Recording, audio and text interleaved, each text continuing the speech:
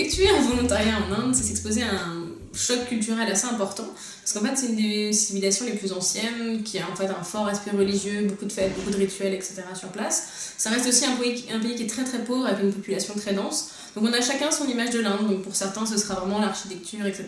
D'autres c'est plus la religion, pour d'autres c'est encore tout ce qui est système de caste et autres, quoi. Donc en fait c'est vraiment à vous d'aller vous faire votre propre idée de ce pays. Sur cette destination, on va proposer deux destinations différentes. Soit un projet de volontariat sur Bangalore avec un départ pour 4 semaines minimum, soit un projet sur Kerala qui commence à partir de 2 semaines. Dans la région de Bangalore, en fait, vous serez placé du côté de Madikeri. Donc là, à votre arrivée, vous avez un transfert qui va être inclus depuis l'aéroport de Bangalore jusqu'à Madikeri. La première semaine, vous suivrez une orientation. Donc ce qu'on appelle une orientation, c'est que c'est une semaine sur laquelle vous allez avoir des activités, des animations et tout ce qui vous permet de découvrir en fait la culture locale, de faire quelques visites, etc. et d'apprendre en fait comment ça fonctionne sur place, quelles sont les précautions d'usage à prendre pour le déroulement de votre séjour. Vous suivrez même une petite introduction sur la méditation sur place, quoi. Après cette semaine-là, vous allez intégrer votre projet de volontariat. Sur cette destination, vous allez avoir 2 types de projets possibles. Soit vous participez à un projet en fait, d'enseignement où vous assisterez à un prof d'anglais sur place. Donc un prof d'anglais, mais on fait aussi des profs de sport, des profs de travaux manuels, etc. avec des jeunes en fait, de 7 à 18 ans, où là vous aurez 3 à 4 classes par jour. Soit vous pouvez participer à un projet de volontariat dans les communautés locales, plutôt travailler dans un orphelinat par exemple, avec des enfants handicapés, mental ou physique, ou encore faire des projets plutôt de construction, de rénovation de bâtiments, orphelinats, maisons de personnes âgées et autres. Les projets vont se dérouler en général de 9h à 15h chaque jour. Après, vous allez avoir vos week-ends et vos après-midi de libre pour vous reposer, visiter les environs. Sur place, les partenaires aussi vous proposent des semaines d'options. Donc vous pourriez faire une semaine d'orientation en fait, qui serait plutôt tourisme pour découvrir les environs. Ou alors demander une option yoga pour faire un peu d'initiation à la méditation. Ou encore du trekking pour aller visiter les environs, les randonnées, etc. dans les collines aux alentours. Alors, vous êtes hébergé en maison des volontaires, donc avec 3 repas par jour pendant la semaine et 2 repas par jour le week-end. En fait, vous aurez sûrement des excursions à ce moment-là, donc les 2 repas par jour le week-end, ça ne dérange pas du tout. Dans la maison, par contre, vous aurez un petit peu de confort, tout ce qui est douche, ventilateur, etc. et même une salle télé. Par contre, les chambres sont partagées avec 4 autres volontaires. Le point fort du programme, en fait, c'est vraiment de pouvoir découvrir une culture et un pays qui est vraiment très différent, tout en étant un peu hors des sentiers battus et en ayant la possibilité de prendre des options sur place pour en apprendre plus sur cette destination, mais tout en étant quand même encadré vraiment dans un cadre rassurant, avec web toujours à vos côtés.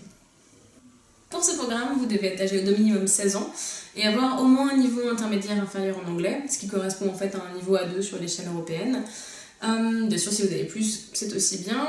Il vous faudra aussi être ressortissant de l'Union européenne, avoir un casier judiciaire vierge, être en bonne santé, être conscient que les conditions de vie sur place, de santé et d'hygiène sont vraiment différentes de celles de la France, donc vraiment renseignez-vous avant de choisir cette destination aussi.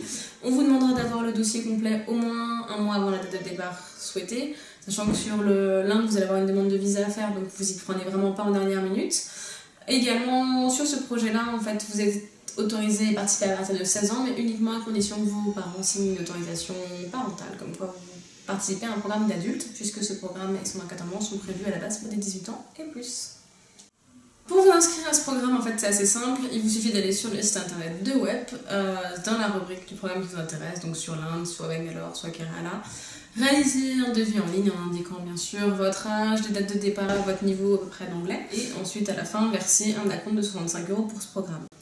À réception de votre inscription et de l'acompte, on vous fera parvenir par email un dossier à compléter. Une fois que vous aurez retourné le dossier, vous aurez alors un entretien à passer qui va concerner vos motivations et votre niveau d'anglais. Si vous êtes refusé à l'entretien, nous pourrons vous proposer éventuellement un autre programme ou de vous rembourser les 25 € versés. Si vous êtes accepté à l'entretien, on vous demandera de verser en fait l'effet de programme, donc un acompte de 50% ou de 100% selon le montant. On fera ensuite parvenir votre dossier à notre partenaire local sur place et vous devrez le solde sur 45 jours avant le départ. Si il vous reste 45 jours avant le départ, si vous êtes sur un départ plus court, il faudra verser le solde dans la foulée. On vous confirmera ensuite vos dates de départ et on vous communiquera les documents de visa nécessaires à votre demande auprès de l'ambassade. Vous pourrez alors aussi prendre votre billet d'avion ou nous demander une proposition de vol. Il faut penser également à prendre rendez-vous avec votre médecin pour vous faire vacciner et obtenir aussi, entre autres, le traitement contre le paludisme dont vous allez avoir besoin et tout ce qui est de quoi vous faire une trousse de secours bien complète, quoi. Une fois votre visa obtenu et votre billet d'avion réservé, en fait quelques semaines avant le départ, on vous communiquera en fait tous les éléments concernant votre placement, votre hébergement, votre assurance voyage si vous l'avez souscrite par web. Et en fait là vous serez prêt. Donc il ne nous restera plus qu'à vous souhaiter un bon voyage.